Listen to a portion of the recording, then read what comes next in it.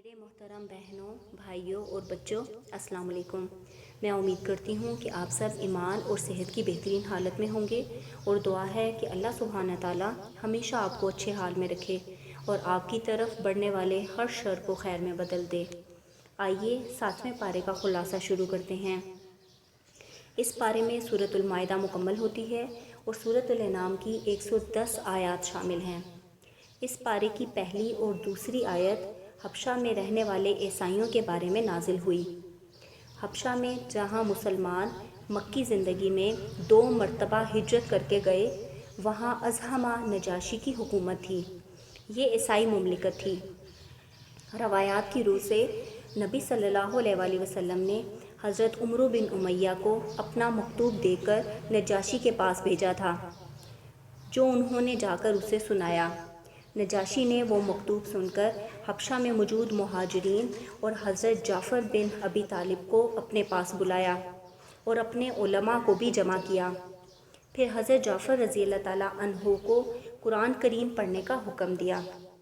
حضرت جعفر رضی اللہ تعالیٰ عنہ نے سورۃ مریم پڑھی، جس میں حضرت عیسیٰ کی اعجازی ولادت اور ان کی ابدیت اور رسالت کا ذکر ہے، جسے سن کر وہ بڑے متاثر ہوئے اور آنکھوں سے آنسو روا ہو گئے اور وہ ایمان لے آئے۔ حدیث میں آتا ہے کہ جب نجاشی کی موت کی خبر نبی صلی اللہ علیہ وآلہ وسلم کو پہنچی تو آپ صلی اللہ علیہ وآلہ وسلم نے صحابہ سے فرمایا کہ حبشہ میں تمہارے بھائی کا انتقال ہو گیا ہے، اس کی نماز جنازہ پڑھو۔ چنانچہ آپ نے ایک صحرا میں اس کی غائبانہ نماز جنازہ ادا فرمائی۔ اللہ تعالیٰ ارشاد فرماتے ہیں، اور جب وہ رسول کی طرف نازل کردہ کلام کو سنتے ہیں تو آپ ان کی آنکھیں آنسو سے بہتی ہوئی دیکھتے ہیں، اس وجہ سے کہ انہوں نے حق کو پہچان لیا۔ وہ کہتے ہیں کہ اے ہمارے رب، ہم ایمان لے آئے، پس تو ہمیں بھی ان لوگوں کے ساتھ لکھ لے جو تصدیق کرتے ہیں۔ آیت نمبر 87 اور 88 میں اللہ تعالیٰ کی حلال کردہ کسی بھی چیز کو حرام کر لینا یا اس سے ویسے ہی پرہیز کرنا ناجائز قرار دیا گیا ہے۔ روایات سے ثابت ہے کہ بعض صحابہ رضی اللہ تعالیٰ عنہما عبادت اور پرہیزگاری کی غرض سے بعض حلال چیزوں سے، مثلاً عورت سے نکاح کرنے، رات کے وقت سونے اور دن کے وقت کھانے پینے سے اجتناب کرنا چاہتے تھے۔ نبی صلی اللہ علیہ وآلہ وسلم کے علم میں جب یہ بات آئی تو آپ صلی اللہ علیہ وآلہ وسلم نے انہیں منع فرمایا۔ اللہ تعالیٰ ارشاد فرماتے ہیں، اے ایمان والو، اللہ تعالیٰ نے جو پاکیزہ چیزیں تمہارے واسطے حلال کی ہیں ان کو حرام مت کرو اور حد سے آگے مت نکلو، بے شک اللہ تعالیٰ حد سے نکلنے والوں کو پسند نہیں کرتا۔ آیت نمبر 89 میں ہمیں قسموں کی اقسام اور ان کے کفارے کے بارے میں بتایا گیا ہے۔ ارشاد باری تعالیٰ ہے، اللہ تعالیٰ تمہاری قسموں میں لغو قسم پر تم سے مواخذہ نہیں فرماتا، لیکن مواخذہ ان پر فرماتا ہے کہ تم جن قسموں کو مضبوط کر دو، ان کا کفارہ 10 محتاجوں کو کھانا دینا ہے، جیسا اپنے گھر والوں کو کھلاتے ہو، یا ان کو کپڑے دینا، یا ایک غلام یا لونڈی آزاد کرنا۔ جس میں یہ سب کچھ کرنے کی استطاعت نہ ہو وہ 3 دن کے روزے رکھے، یہ تمہاری قسموں کا کفارہ ہے۔ آیت نمبر 90 اور 91 میں کامیابی پانے کے لیے ہر قسم کے شیطانی کام سے باز رہنے کا حکم دیا گیا ہے۔ اللہ تعالیٰ ارشاد فرماتے ہیں، شیطان تو یوں چاہتا ہے کہ شراب اور جوئے کے ذریعے سے تمہارے آپس میں عداوت اور بغض پیدا کروا دے اور اللہ تعالیٰ کی یاد سے اور نماز سے تم کو باز رکھے۔ آیت نمبر 101 اور 102 میں زیادہ سوال کرنے سے منع فرمایا گیا ہے۔ ایک مرتبہ نبی اکرم صلی اللہ علیہ وآلہ وسلم نے فرمایا، اللہ تعالیٰ نے تم پر حج فرض کیا ہے۔ ایک شخص نے سوال کیا، کیا ہر سال؟ آپ صلی اللہ علیہ وآلہ وسلم خاموش رہے۔ اس نے 3 مرتبہ یہی سوال دہرایا۔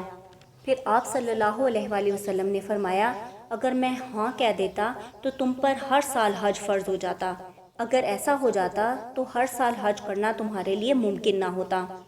ارشاد باری تعالیٰ ہے، ایسی باتیں تم سے پہلے اور لوگوں نے بھی پوچھی تھیں، پھر ان باتوں کے منکر ہو گئے۔ آیت نمبر 118 میں اللہ کے سامنے بندوں کی عاجزی اور بے بسی کا اظہار بھی ہے اور اللہ کی عظمت و جلالت اور مختار کل ہونے کا بیان بھی ہے۔ حدیث میں آتا ہے کہ ایک رات نبی صلی اللہ علیہ وآلہ وسلم پر نوافل میں اس آیت کو پڑھتے ہوئے ایسی کیفیت طاری ہوئی کہ بار بار ہر رکعت میں اسے ہی پڑھتے رہے حتیٰ کہ صبح ہو گئی۔ اگلی سورت سورۃ الانعام ہے۔ یہ سورت مکہ میں نازل ہوئی۔ کہا جاتا ہے کہ جب یہ سورت اتری تو 70,000 فرشتے اس کے ساتھ تھے۔ اس سورت میں بنیادی طور پر مشرکین کے ساتھ ان کے اعتراضات اور ان کے اعمال کے بارے میں دلائل دیے گئے ہیں۔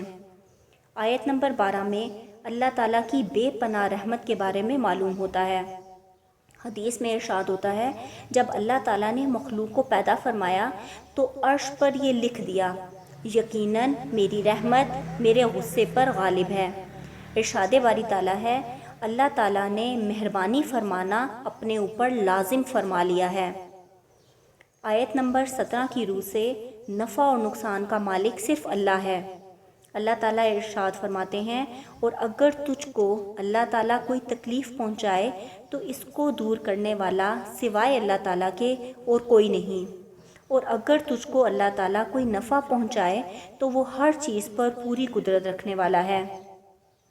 یہ آیت زندگی کی ساری پریشانیوں اور ناکامیوں کو ختم کر کے نئی زندگی کی امید دلاتی ہے اور انسان کو انسانوں کے خوف سے باہر نکالنے کے لیے کافی ہے۔ آیت نمبر 23 کی روح سے ہمیں یہ معلوم ہوتا ہے کہ جب مشرکین دیکھیں گے کہ اہل توحید یعنی مسلمان جنت میں جا رہے ہیں تو یہ بھی اپنے شرک کرنے سے ہی کو انکار کر دیں گے۔ تب اللہ تعالیٰ ان کے منہوں پر مہر لگا دے گا اور ان کے ہاتھ پاؤں اس کی گواہی دیں گے جو کچھ انہوں نے کیا ہوگا، اور پھر یہ اللہ سے کوئی بات چھپانے پر قادر نہ ہو سکیں گے۔ اللہ تعالیٰ ارشاد فرماتے ہیں پھر ان کے شرک کا انجام اس کے سوا اور کچھ بھی نہ ہوگا کہ وہ یوں کہیں گے کہ قسم اللہ کی ہم مشرک نہ تھے۔ آیت نمبر 45 میں ہمیں یہ سبق ملتا ہے کہ دنیاوی ترقی اور خوشحالی اس بات کی دلیل نہیں ہے کہ جس فرد یا قوم کو یہ حاصل ہو وہ اللہ کی چہیتی ہے اور اللہ تعالیٰ اس سے خوش ہے۔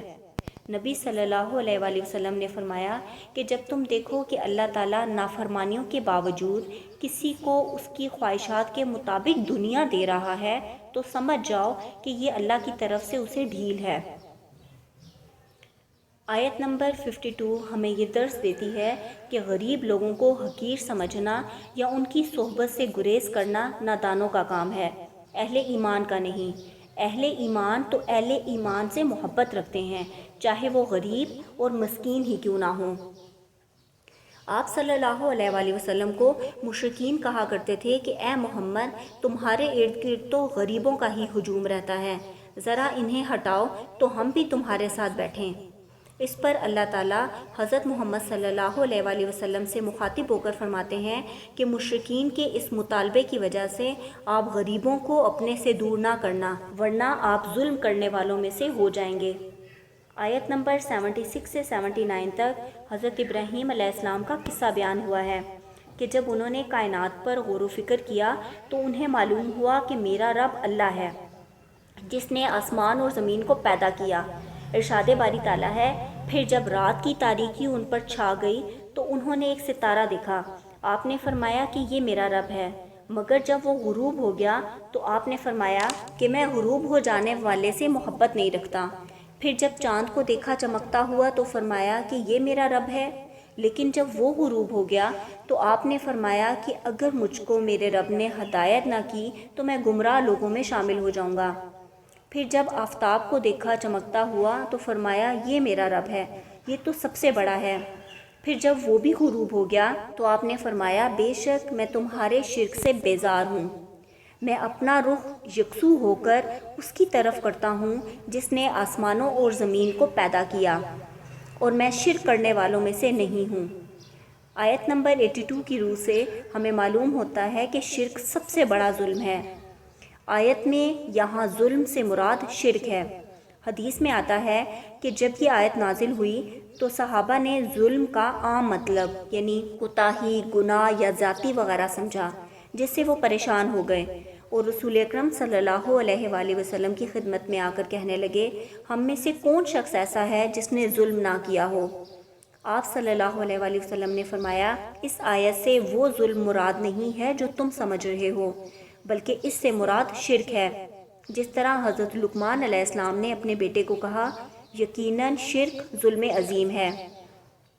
آیت نمبر 83 سے 88 تک 18 انبیاء کا ذکر اور شرک کی قباحت بیان کرتے ہوئے فرمایا کہ اگر یہ 18 انبیاء بھی شرک کرتے تو جو کچھ یہ اعمال کرتے وہ سب اکارت ہو جاتے۔ اللہ تعالیٰ فرماتے ہیں، اللہ کی ہدایت ہی ہے جس کے ذریعے اپنے بندوں میں سے جس کو چاہے ہدایت کرتا ہے، اور اگر فرضاً یہ حضرات بھی شرک کرتے تو جو کچھ یہ اعمال کرتے تھے وہ سب اکارت ہو جاتے۔ آیت نمبر 95 سے 99 تک اللہ تعالیٰ انسانوں کو کائنات میں اپنی نشانیاں دکھا کر فرما رہے ہیں کہ یہ سب کچھ ایک اللہ کے علاوہ اور کوئی نہیں کر سکتا۔ ان آیات میں اللہ تعالیٰ غور و فکر کی دعوت دیتے ہیں، کیونکہ کائنات میں غور و فکر ہمیں اللہ کے موجود ہونے کا احساس دلاتا ہے۔ آیت نمبر 108 کی روح سے بتوں کو بھی برا بھلا کہنا حرام ہے۔ اللہ تعالیٰ فرماتے ہیں، اور گالی مت دو ان کو جن کی یہ لوگ اللہ تعالیٰ کو چھوڑ کر عبادت کرتے ہیں، کیونکہ پھر وہ جہالت کی وجہ سے حد سے گزر کر اللہ تعالیٰ کی شان میں گستاخی کریں گے۔ الحمدللہ 7ویں پارے کی سمری مکمل ہوئی۔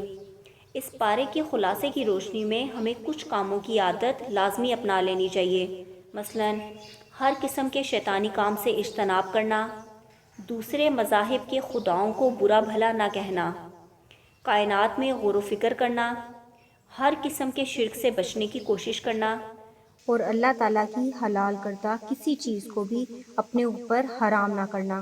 اللہ تعالیٰ ہمیں قرآنی تعلیمات کو سمجھنے اور اس کے مطابق زندگی گزارنے کی توفیق عطا فرمائے۔ انشاءاللہ جلد ہی 8ویں پارے کی سمری کے ساتھ حاضر ہوں گی۔ اللہ حافظ۔